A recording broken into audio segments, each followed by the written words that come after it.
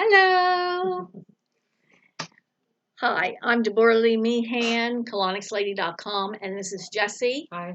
my really good friend and colleague, I will say.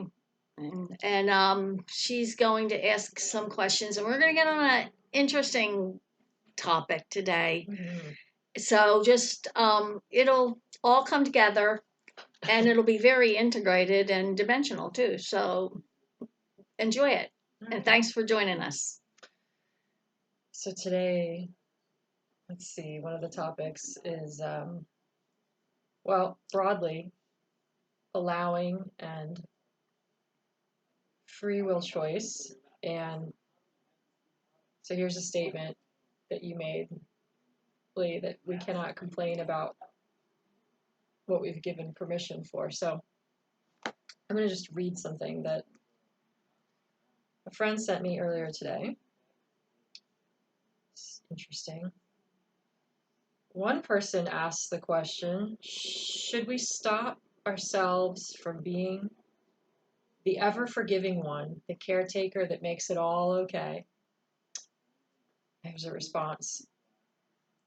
This was not my response. This is what someone else said. Just quoting here. Great question. When forgiveness leaves us in a disempowered place, which is what you're describing here, a position that hurts you time and again based on the role you've taken on or the system has had you take on, the system, then a boundary is needed. Forgiveness ought to leave us in an empowered position. I like that. That's why boundaries are so important. So, with that in mind, Lee. Yes, give me that tablet. Wow, it fits. Oh, there's a bug in my hair. It fits. It goes together like a glove in a hand. This topic, because right now, and I believe it's pretty much in the country, and I'm seeing it in my office. What I see in my office is just I get so many people from around the world, and in our state coming in. I start hearing the same thing. So I'm that's what empaths get to do. They come in and tell me where they're so I can kind of feel that, and then I'll hear it coming in from the political realms, from churches. And so right now the big thing in my opinion is the Christians not standing on the word, even though that's always been a problem. But right now it really is because people are getting, because it's the end times and it's scary out there and everything, but they're not standing on the word. They're trying to be politically correct, is what somebody was saying. I don't know that that should get the blame, but I think it's just you either know the word or you don't. I think people are using it as an excuse not to learn the word in the end times, because I was in ministry when I was a teenager, and I'm 63 now, and I was in seminary. So I had a long time. I invested a lot of time, money, resources to learn the word because I wanted that in my life, and I wanted that as my security. And I wanted to know what was better than what wasn't, and the best, black and white, good and best. So, but as other people grow up and are born and grow up and new generations come in, I think they feel like they're out of time or something. The best thing still is to learn the word, because especially to know it. I don't know what I would do right now if I did not have gained that information and my relationship with Christ and with the Holy Spirit in and have it at this time in my life at this age when this is going on. So um I'm very thankful, and I'm still, you know, have to renew my mind every moment of the day to remind myself that I am in God's kingdom, and the power and the safety and the covenant that I have with God. And if you didn't have that, I don't even know what you would be doing. So, of course, that's what I do in here. And also, the renewed mind is much easier when you're cleaner and you've taken care of your temple, and you don't have heavy metals in there, uh, working against your belief system and your renewed mind, and drugs, and um, all kinds of things from food. So that helps um, uh, serve us in the renewed mind, which is God's plan for us. I mean, he cares about us. So this is all tied in. And then the forgiveness thing. How could you even forgive somebody when you're mad at yourself and you don't take care of yourself? How are you gonna forgive somebody else? Um, and that's a powerful tool. And remember, forgiveness is not synonymous with reconciliation. Um, and we do need to forgive when we're ready to. Sometimes it's a process getting there. Of course, it's going to be a process. And, but, you don't have to.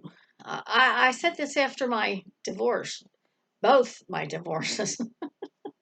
Actually, I had three, but the first one I was being beaten and abused, so it was easier. I know it wasn't my fault. The person was just out of control. But the second two, the thing is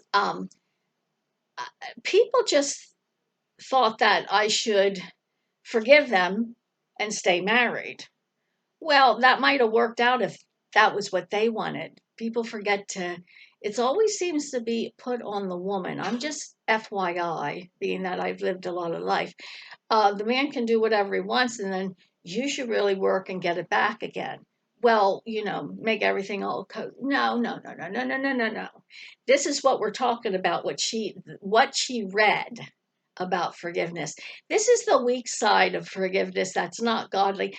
Had If somebody wants to reconcile and do their work also, then I would have been open. But there was no possibility of that because they were already gone before I realized it. Okay, and there was no conversation because they were gone. So people, and it didn't mean I couldn't forgive. I already knew. I mean, I knew. I had totally understood. They just wanted to run away. That wasn't hard for me because we were godly people. We were in ministry. So we used to counsel people. I understand the word. No, you know, people sometimes want to run away, but that didn't mean you can't forgive. You can forgive, but why would you reconcile something that was already gone? you People are funny about that. It's not synonymous. You can do both, or you can do one. And you can be friends too. You don't have to get remarried. I'm friends. So people we're gonna get what we here cannot complain about what you gave permission for.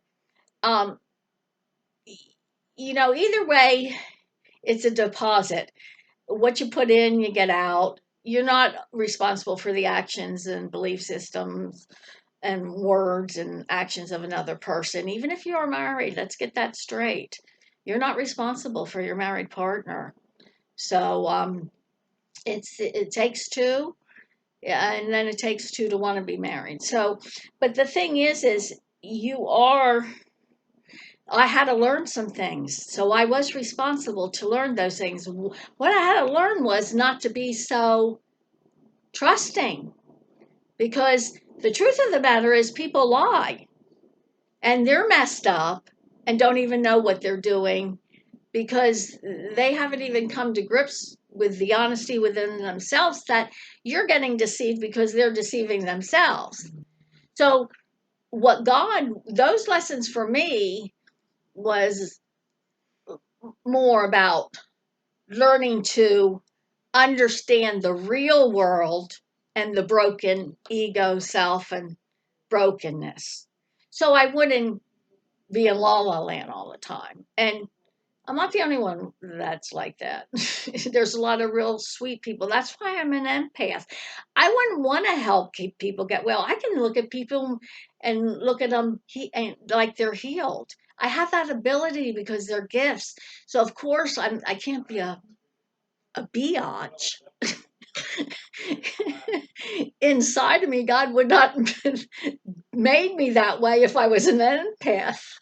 It doesn't work like that. So he had to gear me to be that compassionate and loving and stuff. Then of course I would miss things until I learned, but he made me learn. My lessons were really different. I didn't have to learn to be nice. I had to learn to be mean. No, I had to learn to be wise. Okay. And put down my boundaries. So, and make, not that people will always respect them, but that, and then that gave me my self confidence and my worth and connected me more with God and the ability to do even better in my Sometimes we career. have to put down our boundaries or other people will put us down. Well, right. Well, that was my lesson. I would have died very young. My lessons were either you stop it or you're going to be dead. So God removed everything out of my life because I was giving way too much. And he made me sit patiently and just take care of myself for a while, for a couple years. And it didn't matter about anybody else. And so if people said, well, you're a little selfish, I would say, you don't know what my path is. It's a big lesson and I'm doing really good and it's hard, but it was refreshing and I was waiting upon the Lord and my strength was renewing as I didn't take care of everybody but myself. And I even got God, one thing he would not take away from me, and he could have, was my business and what I did for people in stewardship of the temple. He he he kept giving that back to me when even though I lost everything else. So I was like, "Are you sure I can't go now?" Because I went back and got my hair license. I was like trying to get out.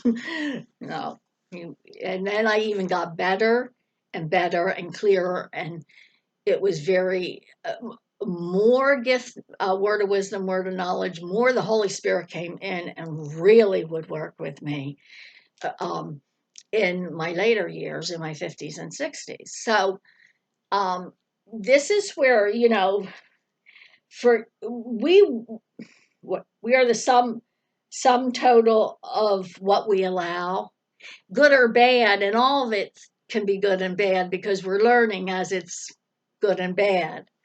So you just stay positive and you know the word and you always do the word. You always declare the word, even if your life is a mess, and it comes in and it comes to it. I have believed for my business. God just sends me people. I'm like, I can't believe he he absolutely is the one that put me in business and keeps me in business, period. And if I didn't realize that, I would not be doing this. I'd already have a couple rich husbands and be on an island somewhere. I promise. So this is how it goes, but it is the sum total of what we have allowed. So good or bad. So declare the word, know the word, forgive, reconcile. Doesn't mean, and just but be really wise who you are friends with and know your people. This is what I learned too through my divorces. God told me, I said, people would say, you have trust issues. I'm like, I don't have trust issues. I trust everybody. That is an issue. But what God taught me was this: you trust me to tell you about that person. He said, I will tell you everything you need to know. I will tell you. And when I got that straight, I never have any problems with people because I listen to God. I very wise, discreet, and then because of all the bumps, I've learned to not want to spanking again. So my butt's a little sore. So I just take more time. But God does tell me, and the Holy Spirit's really good at giving me word of wisdom, word of knowledge, and working with me. So that's it. But you better know the word, because God, we do live out of every word that comes out of the mouth of God. Period. Mm-hmm. Thank you so much. Thank you, Thank you. and God bless you, and be wise and set good boundaries, and have a good day. Bye bye. Thanks, Lee.